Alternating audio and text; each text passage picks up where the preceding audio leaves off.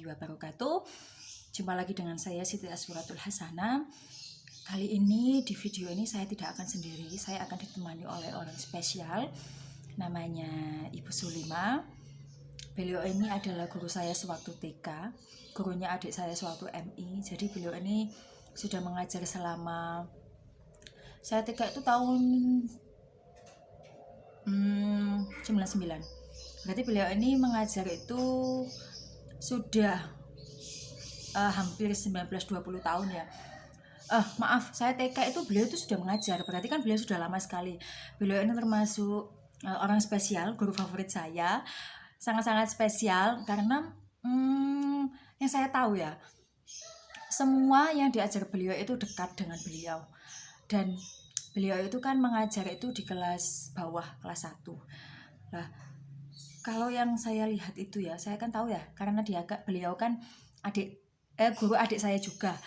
Jadi itu adik saya itu senang sama beliau. Selain senang sama beliau itu sukses, bisa dikatakan sukses dalam mendidik anak itu. Gini, kalau dari peralihan dari TK ke kelas 1, kan kalau TK itu bermain dan pengenalan ya masih sederhana. Kemudian dari TK masuk ke MI kelas 1 itu kan pasti ada kayak tema-tema, kemudian ada kayak pengenalan membaca, berhitung, menulis. Nah, beliau ini termasuk sukses dalam mengajarkan itu. Nah, kita akan mengulik ya perjalanan beliau, tips beliau dalam memotivasi anak, perannya beliau memotivasi anak untuk belajar. Kemudian bagaimana treatment beliau kalau anak itu istilahnya cooling down, maksudnya anak-anak itu udah nggak semangat lagi belajar itu gimana. Terus media dan bahan ajar apa yang beliau buat supaya anak-anak itu bisa sukses dalam belajar. Maksudnya yang sudah saya katakan tadi, anak-anak itu kayak bisa gitu loh, kayak membaca, tapi anak-anak juga have fun gitu loh yang saya lihat.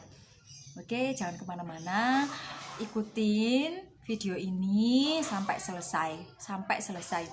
Nah, beliau masih siap-siap, kita tungguin gak apa-apa ya. Oke, jangan kemana-mana, tungguin. Tuh guys, ibunya sudah datang guys. Oke, ikutin terus ya. 1, 2, 3. Yeay, assalamualaikum Ibu. Waalaikumsalam warahmatullahi wabarakatuh. Alhamdulillah kita bisa berjumpa ya Bu. Terima kasih sudah bersedia untuk saya wawancarai hari ini. Sama-sama. Dengan nanti saya akan bertanya banyak hal mengenai bagaimana sih peran Ibu, bagaimana sih media dan bahan ajar yang Ibu kembangkan selama ini. Sudah mengajar selama 19 sampai 20 tahun ya. Lebih insya Allah. Lebih ya. Pokoknya teman-teman, Ibu Sulima ini mengajar dari saya TK. Pokoknya sekitaran tahun 99 sampai sekarang ini tahun 2021. Mulai krisis moneter. Ya mulai gitu guys. Saya aja nggak tahu krisis moneter itu zaman apa, maksudnya tahun berapa. Ibu ini sudah mengajar, berarti sudah banyak sekali pengalaman, kesan, dan pokoknya banyak sekali yang bisa kita bahas, kita ulik ya Bu ya. Ya. Oke, langsung saja gini Bu. Ibu kan sudah mengajar hampir 20 tahun, pokoknya lebih lah ya. Kemudian kan saya tahu Ibu itu dulu mengajar saya itu TK, kemudian adik saya MI. Pokoknya yang saya tahu itu Ibu dekat dengan anak-anak terutama yang kelas bawah. Kalau sekarang di kelas 1 ya Ibu. Nah, di kelas 1 kan otomatis anak-anaknya itu masih kecil. Dari TK itu kan masih bermain-main tuh Bu. Kemudian kalau di kelas 1 kan sudah dikenalkan kayak pengenalan membaca dan lain-lain, Kak. Gitu-gitu tuh kan belajarnya agak berbeda ya dengan TK. Itu tuh gimana? Apakah ada yang berbeda dari anak yang zaman dulu sama zaman sekarang? Maksudnya kayak saya kan dulu zaman-zaman moneter gitu, yang kritis moneter sama adik saya, sama kayak waktu sekarang ini, apalagi pandemi ini. Pokoknya bagaimana sih, apa yang Ibu alami gitu loh, maksudnya apa yang berbeda? Kalau saya dulu mulai awal mengajar TK itu kan saya nggak bisa apa-apa dulu tuh. Saya dulu belajar dari pengalaman guru saya juga. Kalau dari TK ke SD atau ke MI itu untuk kelas 1 itu jenjang lebih atas itu anu eh, apa itu namanya, eh, orang Jawa itu bilang nyape ya, nyape dari ibu pisah, dari anak pisah dari ibunya langsung, kalau kedua tahun kan ditunggu, tapi kalau di MI ibu SD kan sudah bisa sama ibunya. Terus peran ibu itu untuk guru wali kelas 1 itu menjadi ibu dulu, bukan menjadi guru, menjadi ibu dulu. Sosok ibu menggantikan ibunya. Jadi terus nanti kalau lambat laun, nanti kalau anak itu sudah menyatu dengan kita, sudah merasa sayang dengan kita, sudah nyaman, baru kita memberikan materi-materi, nggak terlalu berat sih, cuma calistung, membaca, menulis, berhitung, dan pembiasaan-pembiasaan yang baik. Mungkin masuk kelas, mungkin di dalam kelas atau di luar kelas itu, jadi itu perilaku yang baik. Terus berdoa, sedikit demi sedikit kita berikan materi, bukan hanya bermain saja, bukan hanya bernyanyi, bertepuk, tapi itu tidak kita hilangkan, karena itu membuat mereka itu happy, membuat mereka itu semangat. Tapi kita memberikan materi-materi itu perlahan-lahan. Itu cara, mungkin pengalaman saya itu. Jadi menjadi sosok ibu dulu, kan pisah antara anak ibunya, karena kalau sudah kelas 1 nggak mungkin ditunggu, nggak mungkin mungkin diantar, dijemput, ditunggu enggak. Jadi bisa mandiri anaknya, dan dia tuh kita tanamkan sifat berani dan mandiri dulu. Terus anak-anak itu bagaimana caranya happy di dalam kelas, bagaimana dia itu nyaman dengan bu guru yang baru. Luar biasa sekali ya teman-teman. Jadi jenengan ini bagaimana caranya supaya anak-anak itu mau belajar, bagaimana caranya anak-anak itu tidak merasa terbebani. Jenengan menjadi seorang ibu, jenengan mendekati anak-anak dengan secara emosional gitu. Yeah. Kemudian jenengan itu tidak memaksakan ketika memberikan materi pembelajaran. Jangan sampai dia itu merasa terpaksa menerima materi yang kita berikan. Usahakan dia itu menerima materi, dia itu tidak tahu kalau dia itu sudah menerima materi dari kita. Usahakan begitu. Jadi dia itu nyaman. Kalau kita memberikan kasih sayang tulus, insya Allah anak itu manut kepada kita, dan dia tuh baliknya juga sayang kepada kita dengan tulus. Dengan itu kita untuk memberi materi, dia tuh ikhlas menerima transfer ilmu dari kita, dan kita juga ikhlas memberikan ilmu yang kita berikan itu. Nah, luar biasa sekali. Jadi ibu ini punya trik khusus sendiri ya, tips dan trik khusus sendiri untuk mengajarkan kepada anak-anak. Selain menjadi ibunya, gurunya, memberikan kasih menjadi sayang, teman juga. Kita harus bisa menjadi teman untuk anak-anak kita. Kita bukan guru, kita bukan ibu juga. Bukan hanya itu saja, kita menjadi teman mereka. Bagaimana mereka itu happy kepada kita memberikan pelajaran itu tanpa dia tahu kalau dia itu sudah menerima materi dari kita. Oke. Jadi kan banyak cara yang ibu lakukan. Ibu sudah berusaha semaksimal mungkin supaya anak-anak itu merasa happy, dan tadi sudah ibu jelaskan. Kemudian gini, apakah masih ada anak-anak yang misalkan ibu sudah berusaha semaksimal mungkin, tapi anak-anak itu masih saja istilahnya dalam bahasa Jawa itu meleset, kayak gagal. Gitu. Adakah? Apakah pernah ada gitu, Bu? Setiap tahun ada. Enggak pernah, pasti itu setiap tahun itu kita alami rugi, untung, berhasil, tidak berhasil, sukses, itu pasti kita alami. Suka dukanya menjadi guru kelas 1 itu pasti ada. Tapi kita berusaha. Kalau kita ada itu, bagaimana caranya? Kalau kita menemukan itu dari anak-anak kita, guru harus bisa bagaimana jalan keluarnya, bagaimana solusinya. Dilihat dari sisi mana kita berhasil untuk anak itu. Mungkin dari faktor anak itu karakternya, pribadinya, mungkin dari kita sebagai guru, mungkin lingkungan, teman, mungkin kedua orang tua, mungkin lingkungan di rumah. Jadi kita harus sejeli mungkin untuk kita harus masuk ke dalam apa dunia anak itu. Jadi kita bisa tahu, oh dari sini kita tidak berhasilnya gara-gara ini. Kita tidak berhasilnya, kita harus melakukan apa sih namanya, evaluasi, melakukan apa, bagaimana ya caranya kok nggak berhasil, apa kendalanya, kita harus cari itu. Oke, jadi pasti ada kesulitannya, pasti maksudnya berarti pasti setiap tahun itu berbeda-beda kan pola Ya. anak itu, pasti ada menemui hambatan dan juga ibu berusaha mengevaluasi untuk mencarikan solusi. Saya yakin anak-anak itu semua nggak ada anak yang bodoh. Saya yakin semuanya itu mempunyai apa ya nggak tahu ya apa namanya nih, kecerdasan bertingkat-tingkat. Tapi nggak ada anak yang bodoh bagi saya. Luar biasa sekali ibu ini. Gini Bu, kemudian kan tadi jenengan sudah kayak mengusahakan, jenengan berarti kan tidak memaksa anak-anak untuk belajar, karena jenengan menyadari ya semua anak itu pasti pintar, tidak ada yang bodoh dengan kelebihannya masing-masing tentunya Bu. Tapi kan kita kayak dari TK sampai ke MI atau kelas 1 itu kan pasti ada kayak materinya, itu ada kayak sekarang kan tematik ya Bu, Tematik. tahun 2021 ini anak-anak pembelajaran tematik.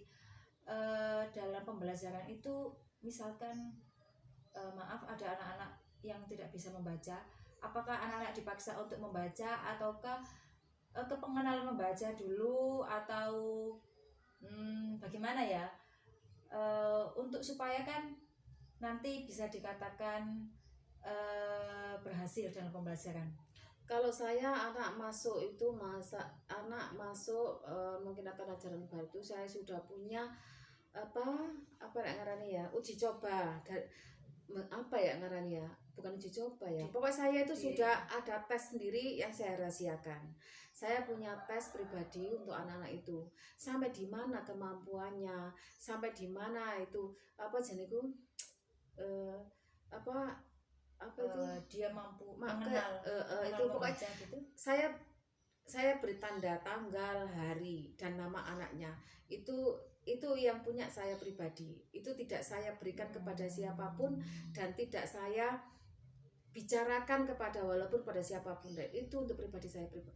Jadi saya tahu, oh saya nggak berhasil. Oh anak ini apa jadi oh bisa membaca tapi tidak bisa menulis. Oh anak ini bisa menulis tapi tidak bisa membaca. Oh anak ini karakternya begini. Oh anak ini cerdas, mungkin inputnya bagus tapi dia gini. Oh anak ini super nakal ini. Jadi saya tuh punya sesuatu sesuatu pegangan yang untuk catatan tersendiri pribadi, dan itu saya rahasiakan.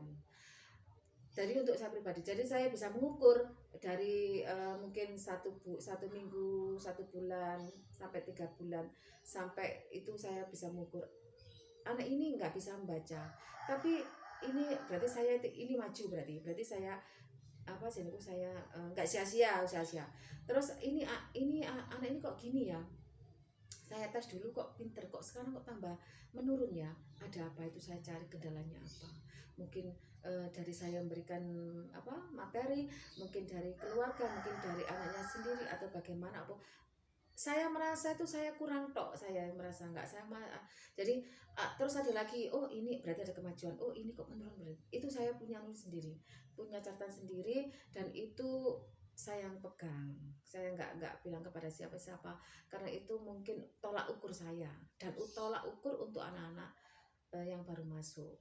Tapi kalau kalau maju saya alhamdulillah. Kalau ini kok naik ya anak ini ya, oh berarti alhamdulillah, berarti anaknya ini berhasil, saya juga nggak sia-sia. Tapi kalau menurun itu saya pusing wis, aduh bagaimana ya caranya ya, saya itu merasa bersalah, saya harus bagaimana untuk anak ini gitu. Jadi sebenarnya jangan punya trik khusus sendiri untuk mengenalkan atau mengajarkan membaca pada anak. Jangan punya treatment khusus ya berarti ya. Membaca, menulis, berhitung, atau mungkin dia itu huruf hijaiyah sampai mana, bisa melaksanakan wudhu, sholat, mengaji, ikro, mengaji itu sama di mana membaca surat-surat apa keseharian itu saya punya trik-trik sendiri. Dan jadi kalau ini anak ini naik berarti saya itu eh, memberikan itu susah payah itu nggak sia-sia. Tapi kalau menurut saya itu apa ya, saya merasa saya bersalah, saya merasa saya kurang kurang sekali, dan saya merasa itu saya nggak sungguh-sungguh kayaknya menjadi memberikan ilmu saya. Jenengan berarti sudah totalitas dalam usaha mencerdaskan anak bangsa nih Bu. Kayak gini Bu, jenengan sudah berusaha tadi totalitas gitu. Jangan memberikan treatment misalkan apa treatmentnya misalkan Bu, terus bagaimana respon anak-anak gitu? Apakah semuanya itu yang tadi misalkan tadi ada kemajuan bisa membaca atau menulis berhitung, apakah dia sebenarnya itu treatmentnya nggak suka tapi dia ada kemajuan, atau dia itu sebenarnya suka dengan treatment itu sehingga ada kemajuan, atau misalkan anaknya kan biasa-biasa saja tapi dia juga nggak maju, juga tetap saja kayak gitu Bu, bagaimana? Saya berusaha, kalau kan ada anak sing nakal, marona anaknya itu males, terus anaknya itu ada yang suka melamun di kelas, terus ada anaknya yang over itu ya, ngomong itu, terus ada yang anaknya pinter, ada yang anaknya pendiam manut apa, itu macam-macam itu, dari satu kelas itu terus macam-macam, dari saya harus bisa menguasai semuanya itu. Kalau mungkin ada yang kayak menurut dari mana, oh dia tidak bisa membaca, kenapa kok dia tidak bisa baca, oh dia tidak bisa huruf, kenapa kok dia itu tidak bisa mengucapkan huruf abjad misalnya, mungkin dia itu malas, mungkin dia itu kurang pendampingan di rumah, mungkin apa. Jadi itu saya usahakan ada satu waktu mungkin mau pulang, mau jam istirahat itu saya sendiri yang pegang anak itu. Jadi waktu istirahat saya kasih istirahat 5 menit 10 menit, langsung dia suruh masuk, apa mungkin mau pulang, apa setelah pulang tuh saya berikan 10 menit, jadi untuk apa, jadi memberikan apa treatment itu ya, treatment itu untuk waktu khusus, dan saya harus bisa meluangkan waktu khusus itu untuk itu demi saya, demi anak saya gitu. Jadi jenengan kan memberikan treatment, berarti kan jenengan sudah menyiapkan media atau buku atau bahan ajar, pokoknya jenengan sudah menyiapkan media atau bahan ajar khusus ya untuk memberikan treatment pada anak-anak. Mungkin bisa diberitahukan kepada kita semua ya, kita di sini pengen tahu juga rahasianya tadi, treatmentnya tadi, tips dan trik yang catatan khususnya tadi, media dan atau bahan ajar apa sih yang Ibu gunakan sehingga anak-anak itu bisa membaca seperti tadi yang Ibu jelaskan, itu ada kenaikan jenengan menggunakan, misalkan jenengan menggunakan buku apa atau media yang seperti apa kayak gitu Bu. Kalau saya untuk anak-anak itu ya, kadang saya sering kasih dikte tapi dengan huruf 2 suku kata, mungkin buku bisa, terus mungkin sapi itu, jadi saya bisa terus itu saya berulang-ulang. Terus untuk membaca saya pakai buku Apa Jaga itu. Apa Jaga itu Apa Jaga itu saya sudah penelitian selama 10 tahun mungkin. Apa Jaga itu berhasil. Tapi dengan satu syarat, harus istiqomah, harus setiap hari anak itu 10 menit, bukan enggak 10 menit, kebanyakan mungkin berapa detik itu, mungkin 5 menit harus maju membaca itu, antara buku saya dan anaknya harus itu setiap harus saya usahakan itu bisa meluangkan waktu untuk membaca Apa Jaga. Apa Jaga itu kan ada yang ditebali, ada yang enggak. Jadi kalau membaca Apa Jaga, saya yakin semua langsung bisa membaca sampai jilid 3 itu sudah bisa membaca. Itu sudah. Kalau ya mungkin dari, kalau kita itu anak disuruh membaca satu-satu ke depan mungkin sama kita, di situ loh kita bisa mengetahui kelemahan dan kekurangannya. Di situ anak kok nggak bisa ya, kenapa? Jadi kita tuh bisa kelebihan dan kekurangan anak itu bisa langsung kita tangkap. Berarti kita harus begini. Kalau kita itu harus selalu dekat dengan anak. Setiap hari saya usahakan tuh saya selalu dekat. dengan anak, mungkin dari membaca, saya suruh membaca, mungkin suruh maju, saya menulis binatang, menulis apa nama binatang itu dekat dengan saya kok, jadi bisa interaksi ngomong yang lainnya. Katanya, Bu, saya punya sapi di rumah, boleh Bu saya menulis di papan tulis nama sapi Bu? Oh boleh. Terus bisa anak itu kadang curhat ke kita. Nah kita kalau kita interaksi terus, kita setiap hari bertatap muka ngomong, insya Allah itu tambah dekat dengan anak, dan kemampuan anak itu kita tahu dari dalamnya, itu kita tahu dari kekurangannya, kelebihannya kita tahu, dan kita itu bisa, kalau dia kekurangan kita bisa masuk lewat sini. Mungkin oh anak ini kekurangannya gini, oh berarti kita harus solusinya kita harus begini gitu. Kalau kita nggak bisa nggak dekat, nggak selalu individu sama guru, nggak dekat, kita nggak bisa masuk menyelam ke anak itu, ke dunia. Jadi jenengan sudah menyiapkan media atau bahan ajar khusus ya melalui buku Abajaka, dilakukan secara konstan atau istiqomah, dengan tidak lupa dengan pendekatan secara emosional anak-anak supaya dia merasa happy ya, Bu, nyaman dengan kita. Dan dia tuh kadang berebut, Bu saya nggak, siapa yang mau membaca sama Bu Guru, saya temannya itu sampai didorong-dorong, saya Bu antri dulu, saya budayakan antri gitu, nggak tambah males membaca, nggak tambah, dia tambah semangat dia. Terus ada saya pengalaman itu, saya itu ada tema apa ya, saya menggambar di papan tulis itu, saya ini daun, ini akar, ini batang, ini buah, ini ranting, ini akar, saya tulis papan tulis. Itu anak itu agak mungkin kurang sedikit, mungkin apa sih, mungkin rada pending ya. Itu saya beberapa kali kok nggak bisa, akhirnya saya tuh istirahat, itu saya kebetulan saya pegang anaknya, saya suruh jabut pohon kecil di situ, mungkin apa pohon, terus tolong dijabut iya Bu, dijabut. Saya pegang gini kan, saya menyebutkan mana batang, mana, dia tuh langsung tunjuk. Dia tuh seperti papan tulis tadi, dia tuh agak kesulitan. Tapi kalau ini saya pegang langsung contohnya mana daunnya, Nduk, langsung pegang.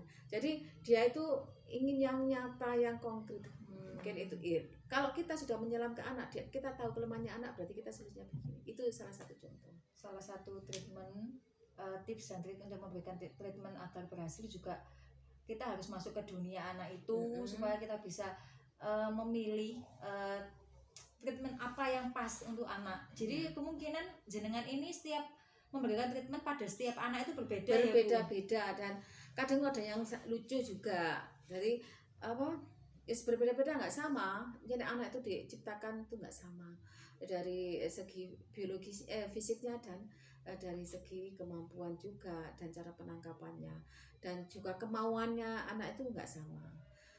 Banyak keunikan yang tidak dapat saya ceritakan selama saya menjadi guru, kelucuan, dan sesuatu yang kita merasa itu, aduh ini Tuhan itu menciptakan kayak gini, semua berbeda-beda, dengan karakter berbeda, dengan kemampuan berbeda, cara berbeda, dan itu saya, luar, Allah itu maha segalanya. Dari situ saya keunikan anak-anak itu kadang itu sampai terbawa tidur saya, kasihan sama anak. Berarti membekas sekali ya, berarti totalitas sekali jenengan itu mengajar itu sampai jenengan mau tidur saya masih ingat saja masih ingat anak-anak. Berarti jenengan sudah menganggap anak-anak itu seperti anak jenengan sendiri ya, Bu. Ya.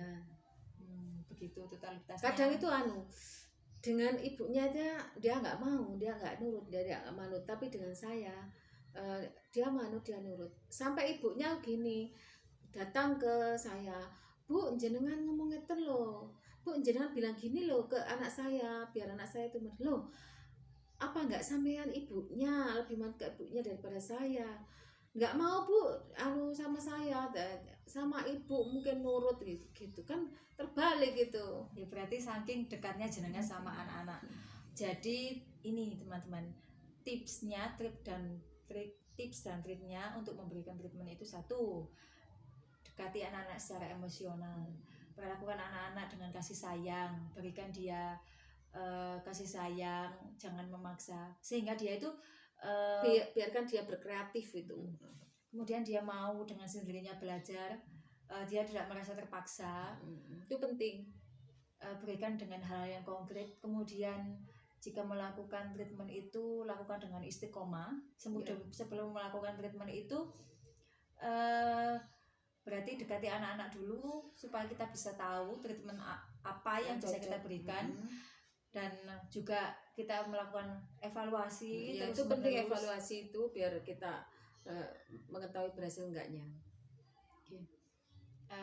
Terakhir Bu, jangankan sudah mengajar selama 20 tahun lebih lah pokoknya dari zaman saya itu masih TK, sekarang saya sudah S2 semester 2, dan saya juga pokoknya sudah lama sekali ya beliau ini mengajar, sudah bisa teman-teman bisa hitung, pokoknya saya TK sampai saya S2 lanjutnya, sebelum itu beliau ini sudah mengajar.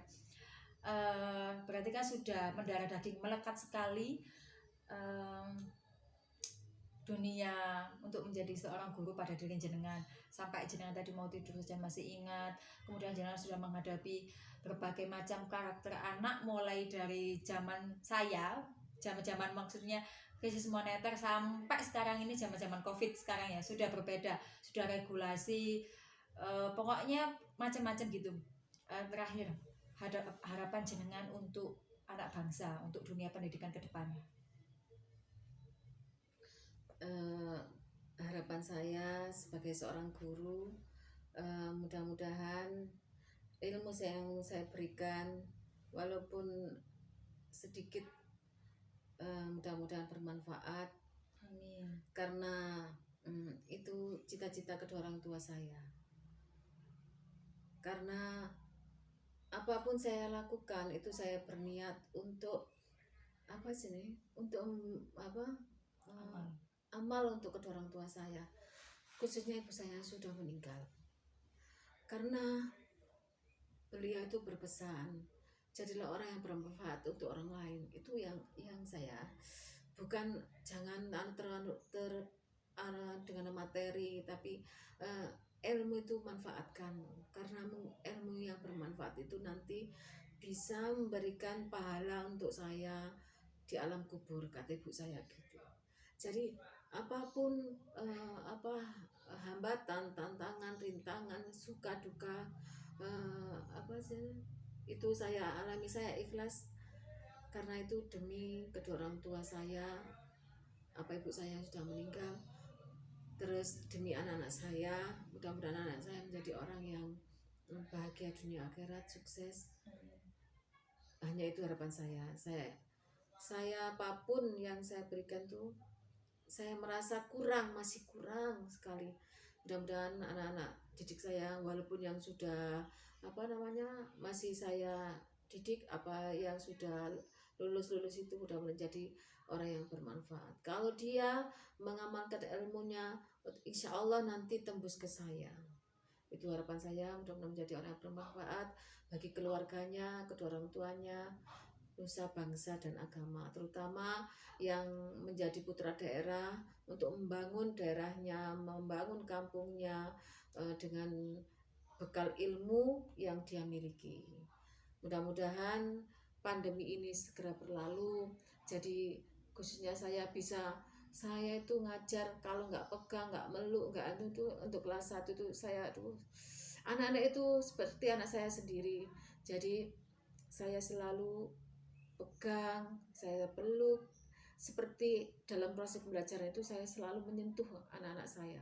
Jadi dengan itu dia itu seperti menganggap saya ibunya sendiri. Dengan itu saya gampang mentransfer ilmu saya kepada anak-anak. Dengan anak-anak itu happy, nyaman, dan tidak merasa terpaksa. Saya berterima kasih juga kepada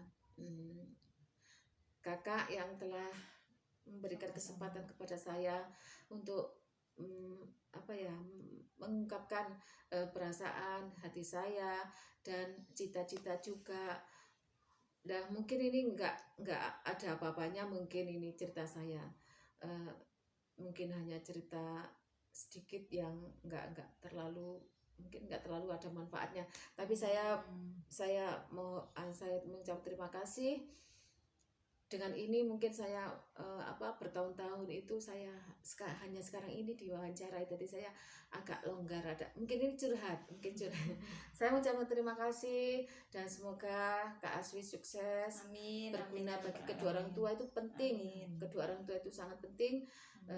Berguna untuk daerahnya, mungkin daerah kalau ilmu itu saya manfaatkan khususnya untuk membangun daerahnya, putra daerah, dan berguna bagi nusa bangsa dan agamanya. Amin. Saya juga terima kasih Ibu hari ini sudah bersedia saya wawancarai. Padahal ini di hari libur jenengan. Kemudian terima kasih untuk segala inspirasi yang sudah jenengan berikan tadi. Mohon maaf, tadi saya sedikit membangkitkan emosi anak jenengan. Terima kasih, dan juga terima kasih juga untuk Ibu Dr. Haja Samsur Susilawati MPD selaku dosen pengampu saya telah memberikan tugas ini sehingga saya berkesempatan untuk mewawancarai beliau, guru saya, guru terhebat menurut saya, guru yang patut menjadi inspirasi. Semoga video kali ini kita mengulik peran serta tips trik guru ini bisa bermanfaat untuk kita semua. Amin. Amin. Terima kasih semuanya. Assalamualaikum warahmatullahi wabarakatuh. Dadah. Kita sudah selesai tadi mengulik kisah atau peran gurunya, kemudian bagaimana tips dan trik gurunya.